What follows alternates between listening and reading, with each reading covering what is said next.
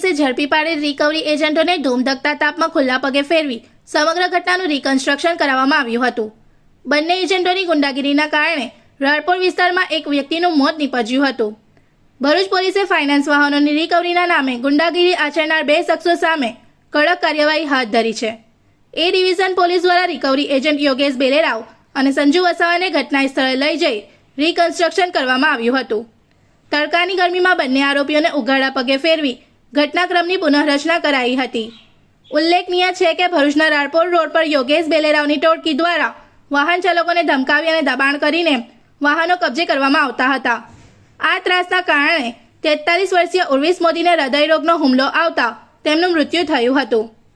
પરિવારજનોનો આક્ષેપ છે કે ધમકીઓ અને દબાણને કારણે તેમને ભારે માનસિક આઘાત પહોંચ્યો હતો।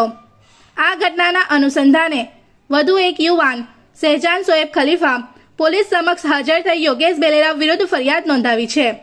તેના આધારે વધુ એક ગુનો દાખલ કરવામાં આવ્યો છે। પોલીસે બંને આરોપીઓ સામે કડક કલમો હેઠળ કાર્યવાહી શરૂ કરી છે અને સમગ્ર પ્રકરણમાં વધુ તપાસ હાથ ધરાઈ છે। શહેરમાં રિકવરી એજન્ટોની દાદાગીરી સામે પોલીસની આ કાર્યવાહીના કારણે ફફડાટ ફેલાયો છે। अस्सलाम वालेकुम, મારું નામ ખલીફા મોહમ્મદ શેજાન મોહમ્મદ શોએબ ખલીફા છે। मैं मदीना होटल થી અહીં 5 બત્તી તરફ આવતો હતો। રૂકતા આપણે કોન્વેન્ટ સ્કૂલથી એક ભાઈ એટીએમ લઈને મારા પીછો કરતો હતો। અહીં 5 બત્તી સર્કલ આગળ મેં ગાડી આગળ ઓવરટેક કર્યું।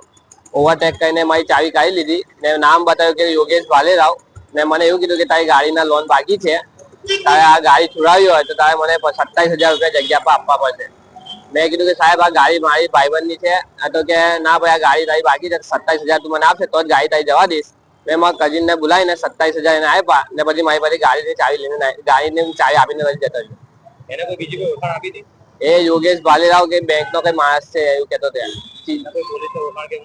ના કોઈ એવું કઈ આપ્યું ના કે મેં કઈ સીઝર છું ભાઈ તારી गाड़ी उचकाई जाए ना પછી कब्जा में कर लीस। इस वीडियो को लाइक करें, हमारे चैनल को सब्सक्राइब कर बेल आइकन जरूर प्रेस करें हमारी न्यू वीडियो सबसे पहले देखने के लिए।